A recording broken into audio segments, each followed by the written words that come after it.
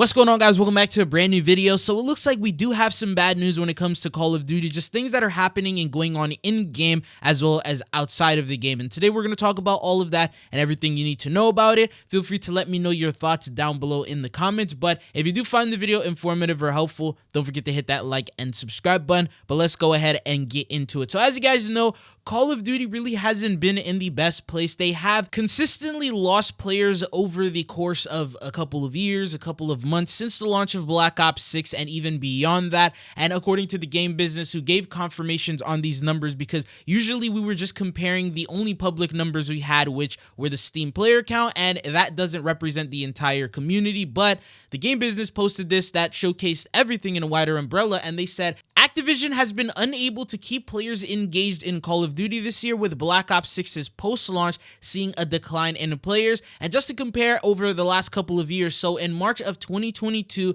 there was 22.4 million players consistently on the game.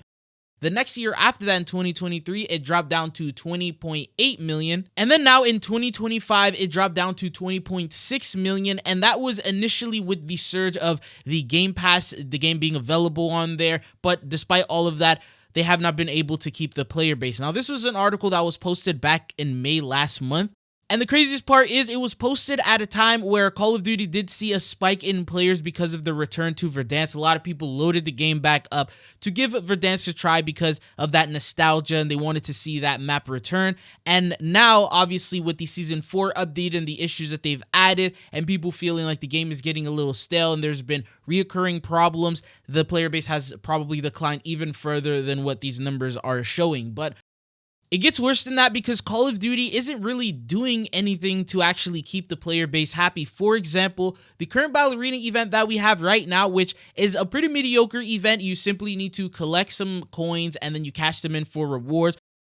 A third of the rewards are XP tokens, and then it's filled with like decals and stickers and things that players are not really too interested in. Any active Call of Duty player could load up and finish this event within an hour or two. And the problem is usually these events will last around a week long. So after they complete this event, they really have no reason to continue grinding the game. Some players just get off and then wait for maybe the next event to come in or the next big update before they load the game back up. Now, the thing is, they ended up delaying this event an additional week. So now an event that you can complete in 2 hours is going to be here for 2 weeks, all the way up until June 19th. Now, according to Reality UK, a leaker, he mentions as a result of this, he said the BO6 Rivals event and double XP and double weapon XP, not double gobblegum or double XP, will begin on the 19th of June, and the double XP event ends on the 24th of June. Now, originally, the Rivals event was supposed to begin this next upcoming Thursday, so exactly a week after the Ballerina event, but I'm guessing because of the initial 2-week delay for Season 4, they decided to space out these events and extend them a little bit more, so it's not going to start until the 19th, which means that there's going to be a pretty stale period all of the entirety of next week if you've already completed the Ballerina event, and there's not going to be really much to grind for other than, say, like mastery camos or something along those lines if you haven't already completed those. Now, the unfortunate thing is it continues to get worse, because outside of the events, there's also a stealth update that Call of Duty has added with the Season 4 update, and this one targets the casual players. So a lot of players who casually want to play Call of Duty without the skill-based matchmaking, they load up, Battle Royale casuals where they can play against bots. Well, guess what? It looks like they're actually adding skill-based matchmaking to the bots now, because according to Hey I'm Alex, he posted this and he said, funny thing I found earlier, they have different type of skill-based bots that are now in the game.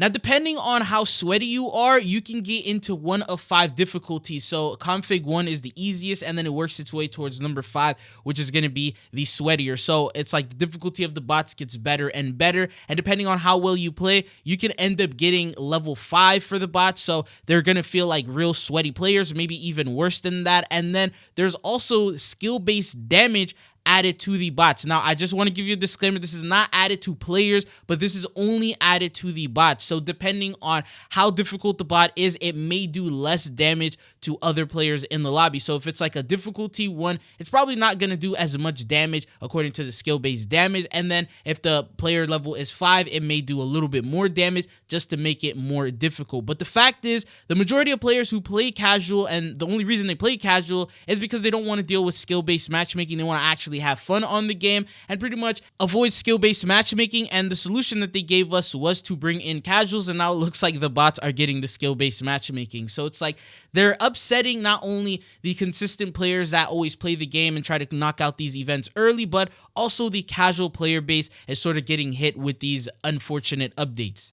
Now, on top of this, to bring me on to the next topic, is it looks like other devs and other games are realizing this, and they're starting to try and directly compete with Call of Duty. Now, I just want to let you know the last time we had a direct competitor with Call of Duty was XDefiant, and unfortunately their server shut down the other day. Now, it looks like another dev has pretty much announced his competition with Call of Duty, and that is Splitgate 2. So during Summer Games Fest yesterday, a dev went on stage and pretty much said he was tired of playing the same Call of Duty every single year, and that the FPS genre was dry and it needed a change, and that's why they brought Splitgate 2 and introduced a new Battle Royale to it. Now, if you don't believe me, I'm gonna go ahead and roll the clip. Guys, I'm Ian Prue, the co-founder of 1047 Games. When we started Splitgate in our dorm room, we just wanted to make a game we could play with our friends, and 20 million of you played with us. Now, with the help from our amazing community, we've built Splitgate 2. Why? Because I grew up playing Halo, and I'm tired of playing the same Call of Duty every year, and I wish we could have Titanfall 3. With Splitgate 2, we asked ourselves, how would we take portals to the next level? What if you could portal to entirely different worlds? So we combined the action, movement, and gunplay of arena shooters with the scale and intensity of something much bigger.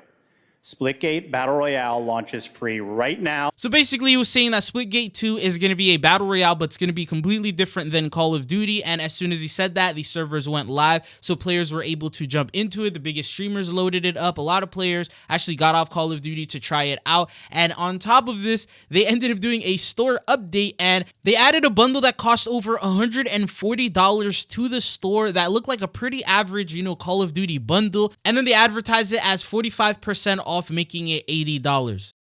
And I mean, we could roast Warzone all we want, but I mean, the bundles don't cost $80. Like, if you could get 3 or 4 different operator bundles for the price of this one Splitgate bundle. Now, it is understandable considering it's a free-to-play game. There's games like Valorant that don't charge any cheaper than $100 per bundle, and it comes at the cost of obviously making the game free to play. Also, just a quick note, they did do an update and actually lowered the price because of all of that negative feedback. So Charlie Intel posted, Splitgate CEO says they're reducing the price of many bundles in Splitgate after criticism, including the $80 bundle, which was discounted from $145. The bundle is now going to cost $40. Now, the problem with Splitgate 2 is the fact that they are directly competing with Call of Duty, and the last time we see someone trash on Call of Duty like this, their servers literally ended just a couple of days ago. So it doesn't usually end well to, announce or trash Call of Duty when you're trying to, be in the genre and make games like this, because then you're going to have people who are super Call of Duty fans and are not even going to want to try the game just because of the comment that you made. What are your thoughts and opinions? Do you think this game is actually going to give Call of Duty competition? I personally think maybe for like a couple of months before it dies out. And in those couple of months, if Call of Duty sees a player decline, maybe that will push them to do some better updates and give us more content and actually make the game more enjoyable for us that consistently play Call of Duty. So I am hoping that some good competition will come out of this, but I personally have seen this multiple different times with multiple games announcing or trying to be a direct competition with Call of Duty, and they don't really last longer than like 6 months. So let's see what happens with Splitgate 2. But that is all that I have for you guys here in today's video. What are your thoughts on this game? Do you think it's worth a try? Do you think it's going to be a competitor to Call of Duty? And if you have played it, is it fun? But that's all they got for you guys in this, so thank you for tuning in, and hopefully I'll be seeing you guys again. Peace.